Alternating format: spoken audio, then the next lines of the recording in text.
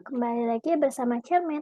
Ini merupakan video terakhir ya, kita akan melanjutkan materi, yaitu materi terakhir tentang penerapan program linear pada masalah kontekstual. Di sini ada beberapa langkah yang harus kita perhatikan. Yang pertama, kita buat dulu ya model matematika dari masalah program linear.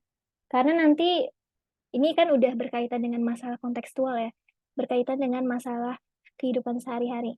Jadi bagaimananya caranya kita untuk mendefinisikan kalimat-kalimat tersebut dalam bahasa matematika atau model matematika. Nanti dari ekspresi atau model matematika tersebut kita selesaikan ya dengan cara program linear, di mana dalam program linear itu kita kenal ada dua metode, ada metode uji titik pojok dan metode garis lidik. Oke, ini kita baca deh langkah-langkahnya ya.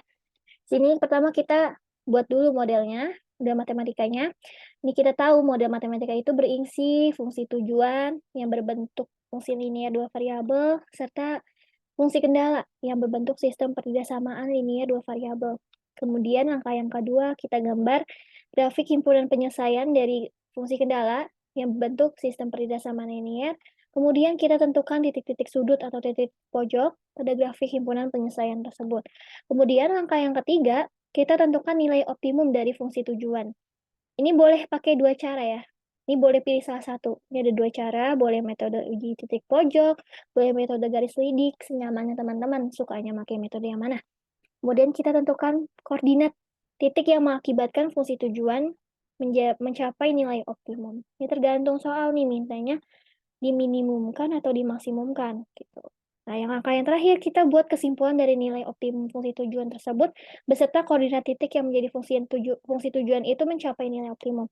Nah, kesimpulan di sini nanti kita akan menyimpulkannya itu dengan bahasa yang ada pada soal. Jadi bukan lagi bicara tentang X dan Y, nanti sudah dikembalikan lagi kata-katanya kepada sesuai yang ada di soal gitu. Nanti untuk lebih jelasnya kita langsung masuk ke contoh soal. Oke, di sini ada contoh soal tentang pedagang ya, pedagang. Ini berkaitan dengan ekonomi ya. Seorang pedagang asongan menjajakan jeruk dan salak. Nah, setiap hari ia menjajakan tidak lebih dari 10 kilogram dagangannya. Satu hari ia memiliki modal 120.000 untuk belanja jeruk dan salak. Harga beli jeruk dan salak berturut-turut 15.000 dan 8.000 per kilogram. Keuntungan yang diperoleh menjual 1 kilogram jeruk adalah 3.000 dan keuntungan menjual 1 kilogram salak adalah 2.000. Dan jika banyaknya jeruk dan salak yang terjual berturut-turut adalah X dan Y, tentukan berapa banyak jeruk dan salak yang harus dijual supaya mendapatkan keuntungan maksimum. Berapakah keuntungan maksimum yang diperoleh oleh pedagang? Oke, ini kita selesaikan ya. Langkah pertama kita buat dulu model matematikanya. Di sini kita buat pemisalan. Yang pertama, X itu sebagai banyaknya jeruk, Y sebagai banyaknya salak. Ini dalam satuan kilogram. Ini di soal juga sudah tertulis ya, diminta untuk memisalkan dengan X dan Y. Gitu. Kemudian kita masuk ke fungsi tujuannya. Tadi fungsi tujuannya itu kan memaksimumkan ya, memaksimumkan keuntungan. Dimana di sini tertulis keuntungan yang diperoleh menjual 1 kilogram jeruk itu 3.000 dan keuntungan menjual 1 kilogram salak itu 2.000. Maka di sini fungsi tujuannya itu maksimumkan fx, y sampai dengan 3.000x, di mana x ini kan banyaknya jeruk ya, ditambah 2.000y, di mana y-nya itu banyaknya salak. Kemudian terdapat kendala-kendalanya. Terus yang pertama ini, pedagang menjual jeruk dan salak tidak lebih dari 10 kilogram per harinya. Jadi nggak ini ya, dia maksimal itu hanya menjual 10 kilo gitu. Di sini berarti kan X ditambah Y kurang dari atau sama dengan 10, dimana kan X tadi banyaknya jeruk, Y-nya itu banyaknya salak. Jadi X ditambah Y kurang dari atau sama dengan 10, karena tidak lebih dari 10 kilogram.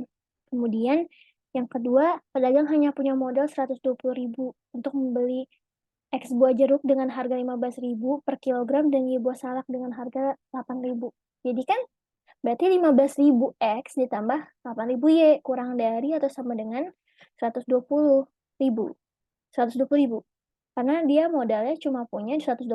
Jadi kalau lebih nombok gitu. Jadi tandanya kurang dari atau sama dengan. Atau ini boleh kita sederhanakan ya, sama-sama dibagi 1000 menjadi 15x ditambah 8y kurang dari itu sama dengan 120. Tidak lupa, karena dia merupakan suatu benda, suatu barang, kita tambahkan syarat positif, di mana x-nya harus lebih dari atau sama dengan 0 dan y-nya harus lebih dari atau sama dengan 0. Kemudian kita lanjut ke langkah yang kedua. Kita gambar grafik dari masing-masing fungsi kendalanya.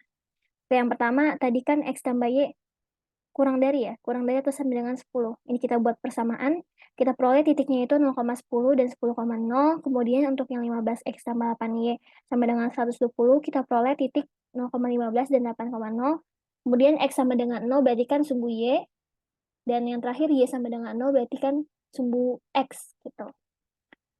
Kemudian kita tentukan arsirannya. Seperti biasa ya, kita gunakan trik. Di sini y-nya positif, terus tandanya kurang dari. Maka arsirannya ke bawah. Yang ini juga sama, y-nya positif, tandanya kurang dari, arsirannya ke bawah. Dan yang ini tandanya lebih dari, maka arsirannya ke atas atau ke kanan. Tuh. Kemudian ini dia gambarnya. Oke, ini saya coba urai ya. Yang pertama itu dia x ditambah y kurang dari atau sama dengan 10. Berarti kan arsirannya di bawah ya, di bawah garis. Kemudian kita ganti warna. Untuk yang 15x ditambah 8y kurang dari atau sama dengan 120, ini juga ke bawah. Ini ya. Tak lupa x lebih dari atau sama dengan 0, arsirannya ke kanan atau ke atas. Sini.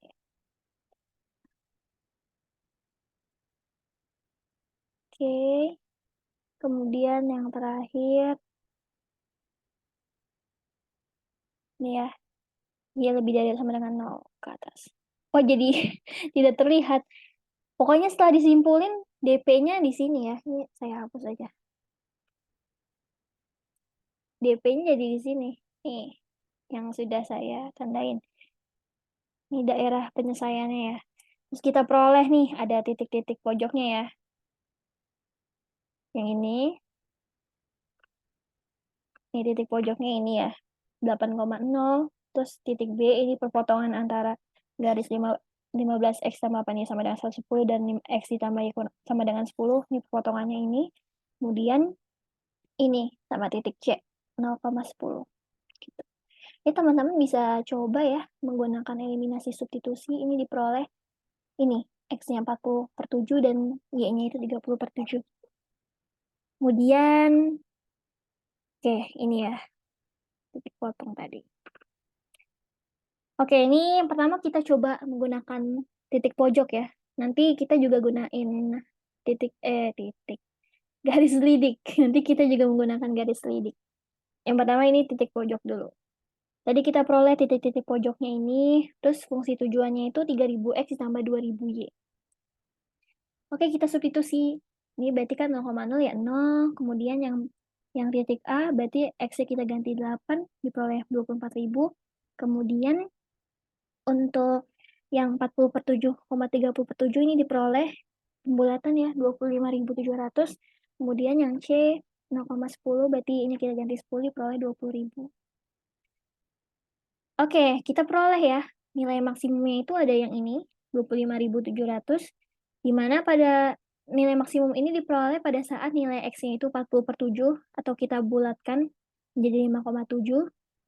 Kita ubah ke desimal maksudnya. Dan ini 30/7 itu menjadi 4,2. Nah, di sini ada notes pembulatannya itu ke bawah. Kenapa pembulatannya harus ke bawah? Karena gini, pada masalah program linear itu kan kita tahu ya, kita mengoptimumkan dari segala keterbatasan atau ketersediaan barang yang ada.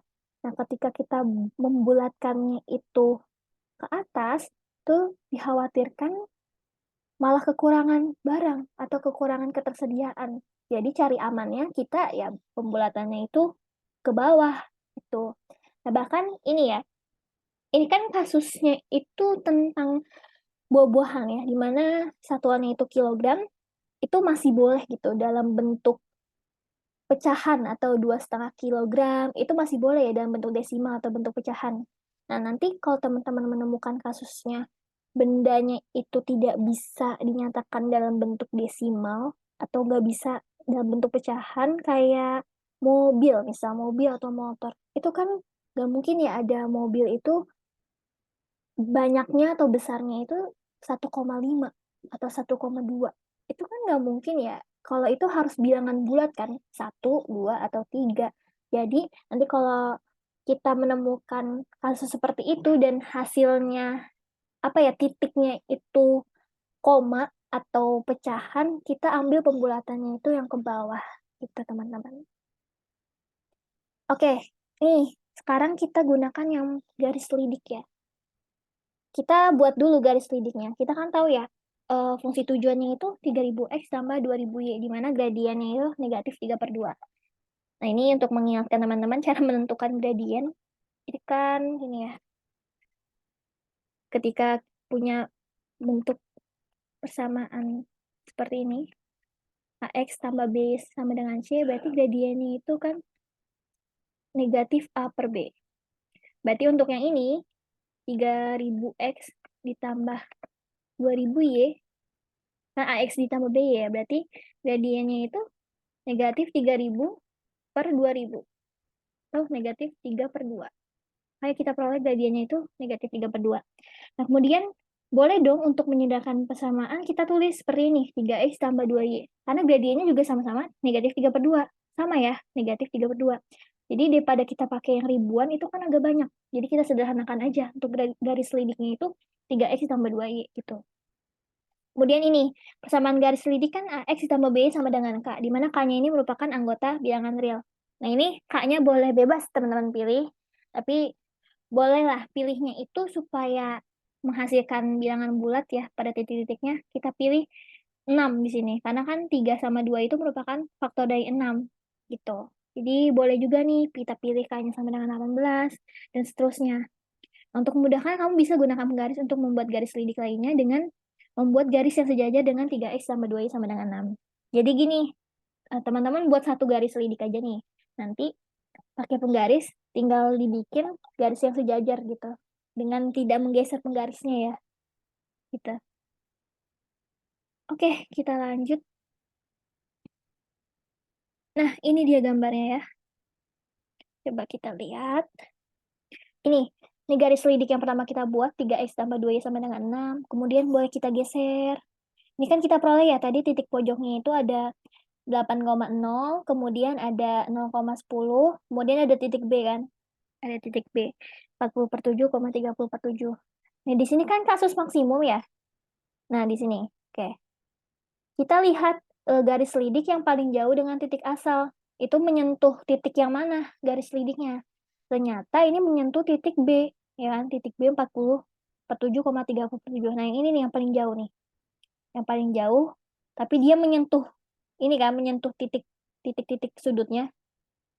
Makanya dia menyebabkan titik B ini menyebabkan fx, y-nya mencapai nilai maksimum gitu, sesuai dengan teorema yang ada ya, yang kita bahas pada slide sebelumnya. Sehingga dengan mensubstitusi titik B 40/7, 30/7 ke fungsi tujuan didapatkan nilai maksimum yaitu 25.700. Sama ya seperti metode uji titik pojok gitu.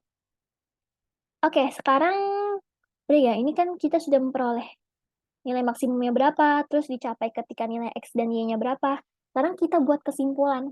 Kesimpulan dengan membalikkan kalimat matematika tadi ke dalam bahasa yang ada pada soal gitu. Tadi kita misalin kan, X-nya itu banyaknya jeruk, Y-nya itu banyaknya salak. Terus tadi kita peroleh nilai maksimumnya itu ketika X-nya itu sama dengan 5,7 ya. X-nya sama dengan 5,7 dan Y-nya itu sama dengan 4,2. Maka di sini kesimpulannya adalah pedagang harus menjual sebanyak 5,7 kg jeruk dan 4,2 kg salak untuk mencapai keuntungan maksimum yaitu sebesar 25.700. Oke, seperti itu teman-teman.